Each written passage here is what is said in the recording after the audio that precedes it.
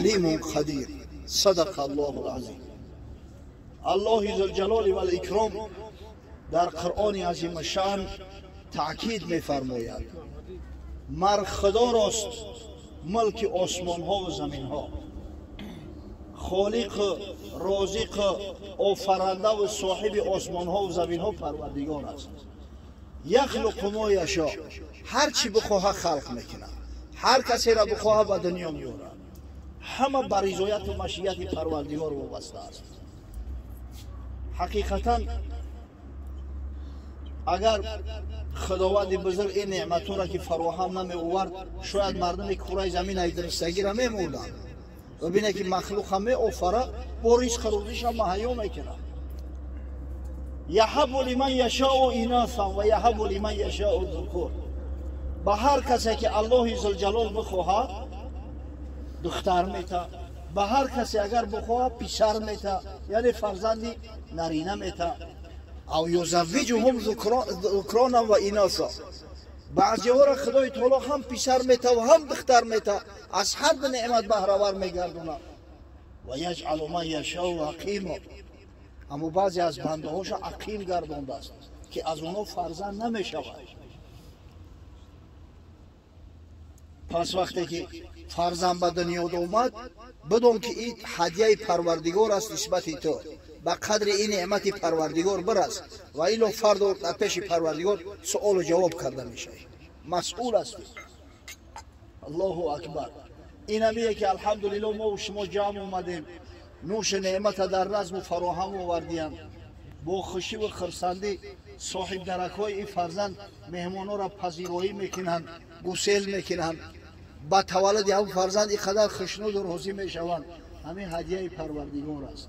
و الحمدلله قاسم جان برادر ما همراه اهل خاندانش شکرگزاری همین نعمت بزرگ پروردگار را انجام داده است که ما و شما را دعوت کرده است.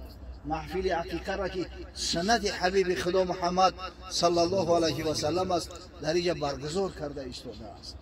خوشا بخواه باشید.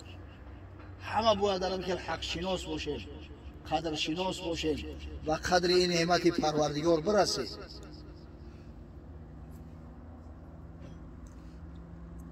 خصوصا وقتی که پسرت میته، شکرگزاری پسر بیشتر زاییتر است. در دنیا اگر 2 میلیارد مسلمان زندگی میکرده باشه، عائله اسلامی این است که آرزوی پسردار شدن نداشته باشد. به خاطر چی؟ به خاطر آنکه پسر در عائله اسلامی اگر تعلیم خوب اسلامی گرفت، عصاکش پدر میشود در وقت پیرانسالی، آبروی پدر را میبرداره، افتخار پدر بشود. بعد وفات همین فرزند سببگار نجات پدر میشود، سببگار به گلشن مبدل شدن قبر پدر میشود. توسط عملهای فرزند صالح عمل پدر که از دنیا گذشته است منقطع نمیشود.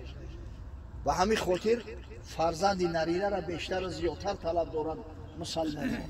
با شکرگزاری فرزند نرینه پیامبر خدا صلی الله علیه و سلم فرموده است که 2 گوسپند بکشید. عن الغلام شاتان و عن الجاریه شاه. حضرت گفت که برای پسرچه 2 گوسپند است، برای دخترک 1 تا. ولا یضرک اذکرانا کن ام اناثا. ضرر نداره، نر است ماده است، هر چیزی که باشه، اگر همون گوسپند باشه انشالله از عهدش میبرد. ببینید برای پسر 2 تا گفته است. خدا را شکر در این خاندان پسر تا دنیا آمده. پسرچه هیچ نعمت بهتر از فرزند نیست. جذب جان فرزند را پیوند نیست. حاصل از فرزند گردد کام مرد، زنده از فرزند باشد نام مرد. دست تو گیرد اگر افتیزی پای، پای تو باشد اگر مانی بجای. دشمنت را شیوه از وی شیون است، خاصه گویی بحر قهر دشمن است. حضرت صلی الله علیه و سلم 4 دختر داشتند. اگر 2 پسرک دیگر هم داشتند در خردسالی از دنیا گذشته بودند، در زمانهایی که حضرت به پیامبری مبعوث نشده بود. همین 6 فرزند از دامان پاک بی خدیجه به دنیا آمده است. پسرها قاسم و عبدالله را طیب طاهر هم میگفتند. دخترها 4 نفر بودند: زینب، رقیه، ام کلثوم و بیبی فاطمه. 2 پسرچه در 1.5 سالگی از دنیا گذشته بودند در همون زمانی قبل از بعثت به پیامبری. اما دخترها بزرگ شدند. حضرت دخترها را شوهر داد. گمان میکنم که قصه شوهر کردن دخترهای پیامبر صلی الله علیه و سلم به هیچ کسی ما و شما پوشیده نیست. حضرت وقتی که به مدینه منوره آمدند، در مدینه منوره در سال 7 هجری با حکام زمان مکتوب نوشتند و به اسلام دعوتشان کردند. از جمله به حاکم مصر مقوقس نام شخصی که از همین قبطی های مصر بود، نصرانی بود. حضرت مکتوب نوشت و به اسلام دعوتش کرد. مقوقس بسیار آدم زیرک و با عقل بود. اگر چند اسلام نپذیرفت، اما فرستاده پیامبر صلی الله علیه و سلم بسیار به خوبی و خوشی قبول کرد، عذر آوری کرد و چند هدیه همراهش برای رسول خدا صلی الله علیه و سلم فرستاد. در میان اما هدیه هایی که مقوقس برای پیامبر صلی الله علیه و سلم فرستاده است، از جمله یک کنیزه که بود با نام موریه، اصلش قبطی است.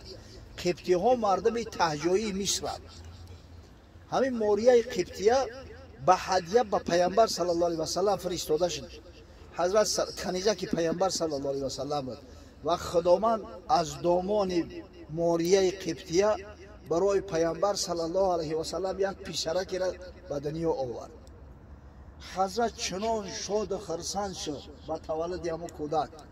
تصور کنید پیامبری که الحمدلله فرزنددار بود، نویره‌دار بود، اما پسر که نداشت، وقتی پسر تولد شد چنان خرسندی میکرد. میگه همون کودک که در آغوشش میگرفته است. در بیرون میگه با حضرت ابوبکر صدیق و حضرت عمر مراجعت میکرد: ابوبکر پسرچه مرا دیدی؟ عمر پسری مرا دیدی؟ بوسش میکرد، میبویدش، خیلی هویت دوستش میداشت. و فرزندشم ابراهیم نام کرده بود. همین فرزند خورده پیامبر صلی الله علیه و سلم نامش ابراهیم است. با پیروی از جدی اعلامون، پدرمون، پدر ملت موحد حضرت ابراهیم خلیل، نام هم فرزنده که ابراهیم مانده است. اگر قدرت خدای تعالی تقدیر همون کودک همین به دست کودک در 18 ماهگی، یعنی در 1.5 سالگی بیمار شد، بسیار افگار شده بود، پژمرده شده بود. حضرت زور میگریست در پیش پروردگار: خدایا من پسری نرینه ندارم، پروردگار همین فرزندک من برام نگه بدار و حفظ کن. اما این عجل به کسی کار نداره. آخی عجل پروای سیم زر ندارد، عجل پروای پیغمبر ندارد. لکل امت اجل اذا جاء اجلهم لا یستأخرون ساعتا ولا یستقدمون. خداوند برای هر یک شخص یک مقدار معین امر تعیین کرده است، اجلش مقدر کرده است و همون ساعت که اومد دیگر لحظه نه تعجیل کرده بشه و نه تأخیر. اگر چند که رسول خدا صلی الله علیه و سلم حبیب الله است، اما حکم خدا همی است. حکم خدا تغییر نمیخوره. و همون طفلک از دنیا رفت. پیامبر محبوب صلی الله علیه و سلم وقتی اومد جوسه بیجان ابراهیم وقتی در دستش دادن، گریه بوش کشید، بوسش کرد، گریان شد، آگاه دیدش جاری شد. حضرت عبدالرحمن ابن عوف رضی الله تعالی در پهلوش بدست گفت: یا رسول الله ترام گریه میکنی؟ این کودک نابالغ است، یک گنجش که ای گنجشگاه جنت ای انشالله راست جواری رحمت خدا میره و جنت اعلا میره و برای گریه میگیری؟ حضرت گفت: یا ابن عوف اینها رحمه. ای پسر عوف گفت: آخی آب دیده رحمت است، رحمت خدا است. این العین تدمع والقلب یحترق. حقیقتا وقتی که دل سوخت از دیده بخوی نخوی آب راول میشود، جاری میشود. نشکسته دل ز هجر کی از دیده خون رود از شیشه تا درست بود باده چون رود. اما من گم هرگز سخنی را نمیگم که مورد غضب پروردگار قرار بگیره. نمیگم برای چی گرفتیش؟ جان من نگرفتی؟ کودکک بود می ایستاد. پیغمبر خدا است که خدا را از همه بیشتر خوبتر میشناسه. ایرا ببینه اما حضرت به حد محزون بود که چند روز در همه حزن اندوه بود. و برای پسر به نهایت عزیز می شود، پسر به نهایت شیرین می شود. و همین نعمت وقت خدای طول برام داد باید قدرشناسیش کنیم، قدردانیش کنیم. قبل از همه وقتی که کودک تولد شد در گوش کودک مسلمان باید اذان بگیم. انشالله این خاندان مردم آگاه و ورزیده هستند.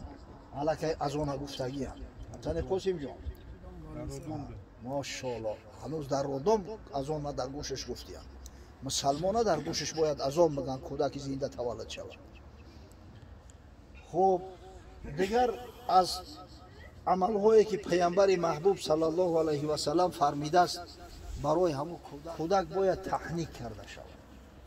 کسایی اگر نمیدونم باید روزی را یاد بگیرید که وقتی که الحمدلله فرزنددار شده نبیره‌دار شده همین سنت زیبای پیامبر ترک نگردد. تحنیک معناش همین است که یگون دانه خرما یا یگون مویز است و یگون چیز شیرین در دهنت میخوایی و همون آبی دهنت شیرین میشود، همون آبی دهن میگیری در کامی همون کودک میشکی. کودک وقتی که همون را فرو برد علاقه اتوماتیک که معده کار نمیدروید یک کم ترک انرژی میگیره که همون را کالری داره کو مخصوصا که شیرینی است. مقصد که کودک باید شیرین بوده را خوبتر و بهتر میمکن. پیامبر محبوب صلی الله علیه و سلم کودکایی را که تولد میشدن تحنیک میکرد. یا تونسته یک زمانی همه مردم عادت داشتن اگر یک شخص شریف می اومد و میگفتن که باباش در دهن همین طفلکی من توف کن. اصلی توف کن همون تحنیک است. عادتا توف خولی باید نکنی، یگون چیزا که شیرین بخوری که غذا شود در دهن کودک مانی. اما اگر چیزی نباشه همون توف هم انشالله کفایه میکنم. در زمانهایی که در مکه مکرمه مسلمانان را بنی هاشم خاصتا بنی هاشم در شعب ابو طالب محاصره اقتصادی کردند، قطعشون معامله نمیکردند، حتی بیچاره به قحطی و گرسنگی ها مبدل شدند. برگی درخت میخوردند، علف میخوردند. همه عبدالله پسر عباس رضی الله تعالی عنهما تولد شد در همون شعب ابو طالب. حضرت رسول الله صلی الله علیه و سلم عباس نزدش رفت گفت بیای پسرچه مرا که خودت نام کنه تحنیکش کن. حضرت آمد نامش بود عبدالله بنده الله. از بس که یگان شیرینی نبود، خرما نبود، هیچی نبود، دهنش باز کرد و در دهنش تف کرد. اول چیزی که در معده حضرت عبدالله ابن عباس رفته است توفی پیامبر صلی الله علیه و سلم. ولی یکی از سبب‌هایی که اگر چند در زمانی از دنیا رفتن پیامبر صلی الله علیه و سلم ولی به حد بلوغ نرسیده بود عبدالله ابن عباس، اما یکی از علمای بزرگی این امت گشته است. حتی در میان صحابه های پیغمبر که افضل امت هستند مرتبه و منزلت میافت که مورد غیبته مردم قرار میگرفت، مردم حواسشون می اومد. همین توفی پیامبر صلی الله علیه و سلم است. با شرافت توفی پیامبر و دعای پیامبر حضرت عبدالله ابن عباس شاه مفسرای قرآن شد، بزرگترین مفسر قرآن عظیم الشأن. به همین شرافت است که حضرت عبدالله ابن عباس در میان 7 صحابی کثیر روایت قرار دارد. 7 صحابی روایات زیاد دارند، از 1000 زیاد دارند. در میان همین حضرت عبدالله ابن عباس در جای پنجم قرار دارد، با روایت جای چهارم. و حضرت عبدالله ابن عباس همچنین در میان 7 صحابی کثیر الفتوا هم داخل است. یعنی فقط روایت خالی نکرده است، فتوا میداد، از علمای اسلام بود.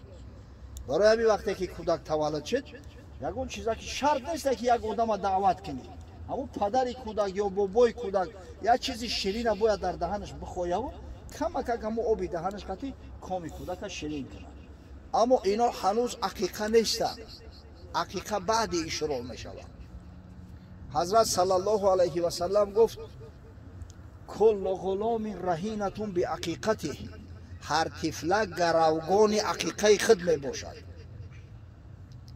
هر طفل زلاجنی که عقیقه است، محفل عقیقه در تقدیر آینده همون طفل تأثیر خودش میگذارد.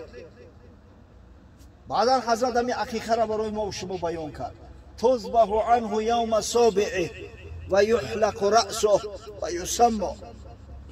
عقیقه ای است که در 7 روزگی طفل به خاطر شکرگزاری نعمت الله مال ذبح کرده می شود، موی سر کودک تراشیده می شود و برای فرزند یک نام خوب کتابی انتخاب کرده و گذاشته می شود. این همی را میگن عقیقه. همین محفل در میان مردم ما مروج بود، اما متاسفانه نامش نمیدونستیم. گهواره بندان و موی سرگیران و نامگذاران و کیم چیا گفته یک محفلای داشتن زنکا، اما اصلی همین سنت پیامبر است، همین عقیقه است. حد اقل عقیقه 7 روزگی است. ای 7 بیشتر عقیقه کرده نمیشه. از همه خوبتر هم همین 7 روزگی است، زیرا در حدیث پیغمبر یوم سابعه اومده است، روز هفتم. در آثار صحابگان رسول الله صلی الله علیه و سلم 14 و 21 هم اومده است. یعنی کسی اگر در 7 روزگی نتونست در 14 میتونه بکنه یا در 21 میتونه همین کار را انجام بده، اما از 21 اوست دیگه نه خبر است نه اثر. یعنی که دیگه اگر کسی کرد او دیگه سنتی نمیشود، این سنتی وقتی است. سعی کردن در حال که در این مدت عقیقه فرزند برگزار شود، ذبح کرده می شود. از پسرچه 2 گوسفند گفتیم یا 2 بز یا یک بز یک گوسفند. الحمدلله گوسفند بد خوردیم. عبدالسمی هر قدر که جوشونده استش خدا را شکر که گوسفند بز نشیده است، هم تا باقی مونده است. خب دختر باشه 1 تا، برای دختر 1 تا کفایت میکنه. برای چی؟ برای پسر 2 تا و برای دختر 1 تا. من گفتم که پسر شیرین‌تر است، پسر طلباتش بیشتر است. شاید در آینده مردای باشن که دختراش را پسراش زیادتر دوست بدارن، اما در همون وقتی تولد دیده اگر بیاین حیده بگیرن که پسرای چند سو میده کساش داره میبروره میده. نه که بعضی خانواده‌اش چند دختر داره، دختر میگن جنجال و دعوا را میگیره، قطعی دخترو میزنه پیولا و کاسه ها را میشکنه. سبب دومش محفل عقیقه توی ختنسور پسرچه است. دختر ختنسور نداره که از همین خاطر از پسر 2 گوسفند گفت از پیامبر صلی الله علیه و سلم به حکمت. و یحلق رأسه، دیگر از همون سنت های عقیقه موی سر کودک تراشیدن است. سر کودک در همون 7 روزگی تا 21 روزگی را باید بتراشد. اگه پس شم کنن میشود، با قیچی هم پس کنن میشود، با ماشینکر هم بگیرن میشود، اما پیامبر حلق گفت است، حلق تراشیدن است. حقیقتا تراشیدن بهتر و خوبتر است. این مجرب است، ما در تجربه دیدیم. برای همون کودک هم خوب است، برای هم پدرش هم خوب است، برای سلامتی طفلک هم بهتر و خوبتر است. بعدا موی سری که میبروید بسیار زیبا و آزاده و خوشرو میبرومد است. و علم طب اثبات کرده است که کودک وقتی در خوردش همون سرش تراشیده می شود، همه چند فایز بینایی و شنوایی کودک از زیاد میکرده است. در زیر پوستی سر تورهای عصب قرار دارند. وقتی که سر تراشیده می شود، همون تورهای عصب وزبوجدت می شود، تحریک می یابند و بینایی و شنوایی کودک بهتر و خوبتر میکنند. سبحان الله. مستحب است که همون مویی که از کودک تراشیده گرفته می شود وزن کشیده و با وزنش نقره یا پول نقره صدقه کرده شود. ولی بعضی ها را وهمه گرفته است، نمیدونم بعضی ها نفهمیده گفتیان که تیلو باید بتن. حتی یک جوان یا روزنگ میزنه میگه دوملو بچه من 3.5 کیلو تولد شده، من 3.5 کیلو تیلو را یک جا میام. ای خانواده گفتم مبارک شوه، اولش خداش یک پهلوان پسر دو دست 7.5 کیلو تیلو نه، موی سری همون کودک ممکن 7.5 گرم شوه. 7.5 گرم نقره واجب می شود. نقره خاکی خنک شده، باور کنه همین نرخی نقره و نرخی آهن خیال بکنیم برابر شده، ولی این نقره در میش قیمت تره. همین نکرای تیاری کشروش 10 سومونی بود از 1 گرمش هیچ یوکی همین 3-4 گرمش 30-40 سومونی میشید است اگه ترازویی که موی سری کودک چنگ کنه شاید در زرگرو باشه در همین دلخواه مغازین بدروی اگر در همون الکترونی همون ویسو مونه یک 20 گرم میزنه اگه اون 3-4 گرمی تر چل میکنه برای همین توکلی همین 50 صبح صدقه سری همون فرزند بعدی تراشیدن سر یکو کمبغل البته انشالله عزیما مساقیم میشود و نهایت سوم رکن حقیقت گذاشتن نام است برای فرزند ببینید چه نام زیبایی را انتخاب کردن احمد جان احمد نام رسول الله صلی الله علیه و سلم است نامی هست که در بیبلیا آمده است نامی هست که حضرت عیسی علیه السلام امتاش به اومدنش بشارت داده است و مبشرا برسول یأتی من بعد اسمه احمد ای بنی اسرائیل میگوید حضرت عیسی من بشارت دهنده هستم شما را به پیامبری که بعد من میآید و نام او احمد است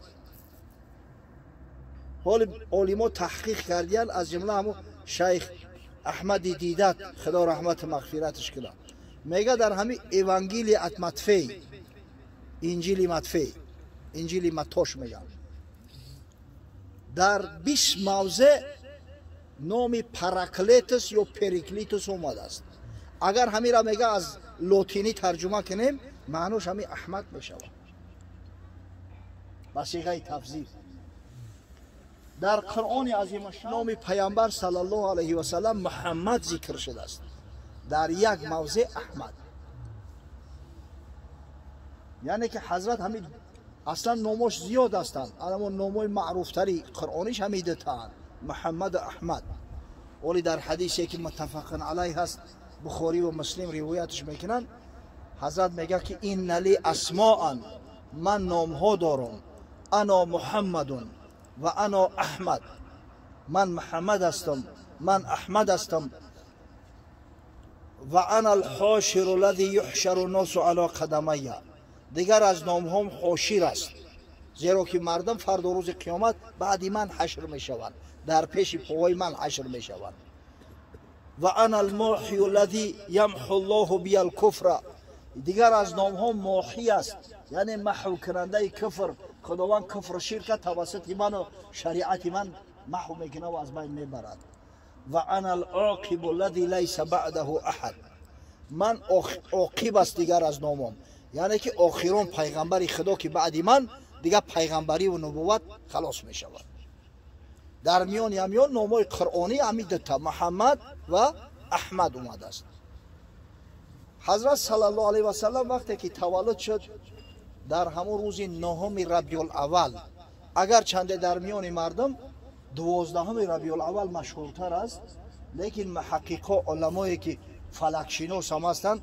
حساب کتاب کردن همون کلندرها را سالگردان کرده حساب کردن میگن اگر به شرط 12 ربیع الاول بگیریم سال 570 عام الفیل 12 ربیع الاول دوشنبه نمی شود 9 ربیع الاول دوشنبه می شود از همین خاطر شیخ صفی الرحمن مبارک فوری در کتاب الرحیق المختوم که در همین آخر عصر 20 در کانکورس در میان سیرهایی که اطراف تاریخ پیامبر صلی الله علیه و سلم نوشته شدند جای اول و جایزه اول گرفته بود در همینجا تاکید میکند که قول اصح درستر حضرت صلی الله علیه و سلم 9 ربیع الاول تولد شده است 12 ربیع الاول از دنیا گذشته است انشالله همین بعد ماه سفر که ماه ربیع الاول میآید ببینید وقتی که طفلک تولد شد صبح دوشنبه 9 ربیع الاول باباش عبدالمطلب که سرور قریش بود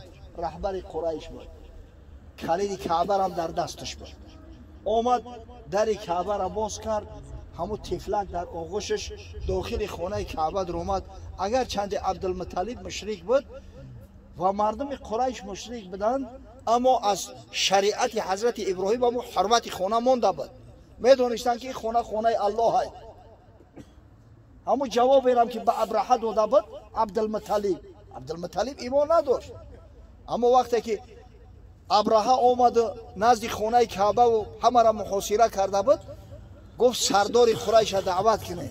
عبدالمطلب اومد، یک موی سفید بسیار زیبایی، ریش سفیدی با صلابت. میگه ابرهه را ذوقش کرد، اومد در پهلو شناندش. بعد گفت که با من بسیار معقول شدی، سیمات با من معقول شد، چی میخواهی؟ هر چیزی بخواهی گفت من میتونم. عبدالمطلب گشت گفت که همین روزالوی تو، مقصد عسکری تو 200 شتری مرا به یغما بردیم، همون شترو ما بر بگردم.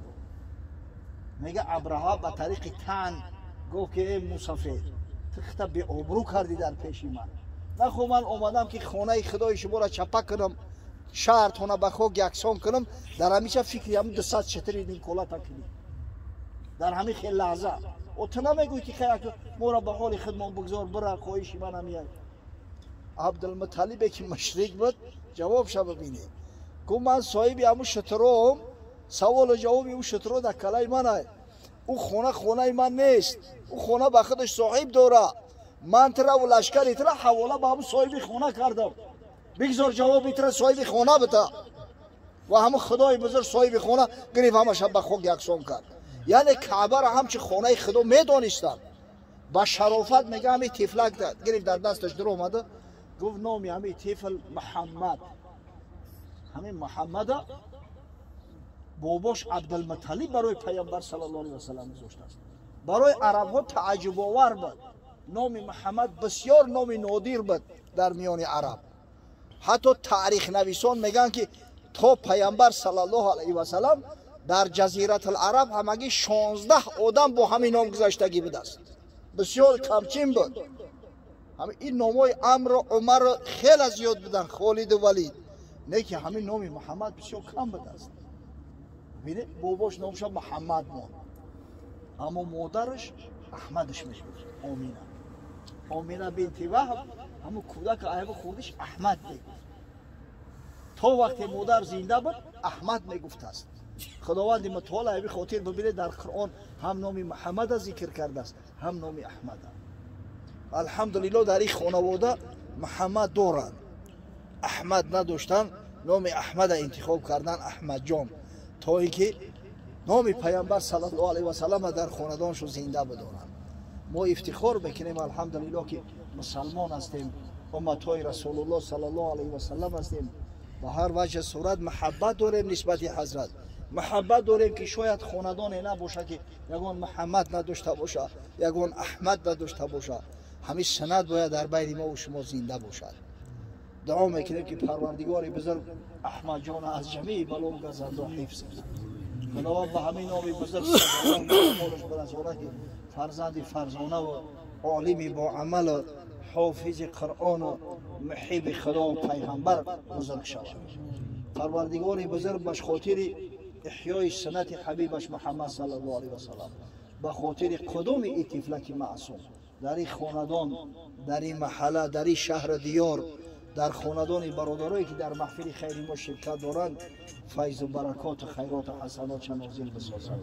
خداوند دیگر برادران را به همه که روزهای سعادت و خوشبختی، به زنان را صاحب زن صالحه و زنداران را صاحب فرزند نبیرهای صالح گرداند تا محفل عقیقش برگزار سازند و روح رسول الله صلی الله علیه و سلم در عالم برزخ خشنود گردانند. پروردگار و عاقبت عمرمون را بخیر انجام ده. خداوند این طفلا را که واقعا عطای تو است، این طفلایی را که در دست ما امانت است، این طفلایی را که یکی از بزرگترین نعمت‌های دنیا است که برای بندگانت عنایت می‌فرمایی، غیرت همت ما بده که نسبتشان خیانت نکنیم، فرزندای خوب صالح تربیت کرده و به کمال برسانیم شد، زیرا ثروت و بایگری هر یک ملت همین طفلکاش تشکیل می‌کند. ربنا افتح بیننا و بین قومنا بالحق و انت خیر الفاتحین برحمتك والآخرة بالقرآن و حسن مقاصد دنیا والآخرة بالقرآن واقض حاجاتنا من حاجات دنیا والآخرة بالقرآن العظیم. پروردگارا ثواب آیات تلاوت شده کلام بزرگت را، ثواب این نعت نشید را، ثواب امر به معروف و نهی از منکر، ثواب این نان و طعام ها را که به خاطر خوشنودی و رضای تو، به خاطر احیای سنت بزرگ و والای حبیبت محمد صلی الله علیه و سلم در این خاندان آماده شده است و درگاه بی‌نیازت اولا قبول فرما، بعدا برسان به ارواح جمیع پیغمبران، خاصتا بر روح رسول الله صلی الله علیه و سلم. پروردگار روحیان حضرت را از قاسم جان و از فرزند چون محمد داوود، از این طفلک که الحمدلله سبب نشستن ما در سر این دسترخوان گشته است، از این برادرایی که درباره عقیقه به ذوق و شوق گوش کردند، انشالله اگر امکانشان بده عملیش میگردانند، روح رسول الله صلی الله علیه و سلم شاد و مسرور گردند و فردا روز قیامت از شفاعت آن حضرت صلی الله علیه و سلم برخوردار و با نصیب آنساز. بعدا برسان به ارواح جمیع مؤمنین و مؤمنات، مسلمین و مسلمات، جمیع روحی که از صاحبان طعام، از شرکت کنندگان این محفل خیر امید دعا دارند، خاصتا به روح والد مرحوم قاسم جان، خدای رحمت و مغفرتش کن. انشاءالله در عالم برزخ روحشان شاد است، زیرا عملهای فرزندان و نبیرها اوجا در نزدشان عرض می شود. اگر عمل خیر خوب باشد بسیار روحشان بالیده می گردد. من یقین دارم که انشاءالله امشب بسیار روحش بالیده و شده است. خداوند رحمت و مغفرتش کن، از جمال بی مثالت، از شفاعت حبیب محمد صلی الله علیه و سلم برخوردار و با نصیبش گردد. پروردگار بزرگ، در این منزل، در این محفل، در این محله، در این دیار فیض و برکات و خیرات و حسنات پیشون نازل فرما. خداوند این برادرایی را که به هزار امید و آرزو دستی دعا برداشته‌اند، به همین روزهای سعادت خوشبختی برسان. پروردگار امید به رحمت تو داریم. واقعا محبت بسیار کودکانه است، چه نسبت ذات پاکت باشد، چه نسبت حبیب محمد صلی الله علیه و سلم باشد، اما به هر وجه صورت اگر چند کودکانه است، شاگردانه است، امید به رحمت تو داریم که همین محبت کوچک ما را پروردگار قبول و مقبول درگاهت بگردانی و تربیت کرده و بزرگ نمایی، تا اینکه فردا روز قیامت سبب نجات ما از آتش جهنم، سبب وارد شدن و به جنت المأوا، سبب به شفاعت محمد صلی الله علیه و سلم میسر گشتن، سبب دیدن جمال بی مثال قرار دهد. ربنا آتنا فی دنیا حسنه و فی الاخرة حسنه و قنا عذاب النار. آمین یا رب العالمین.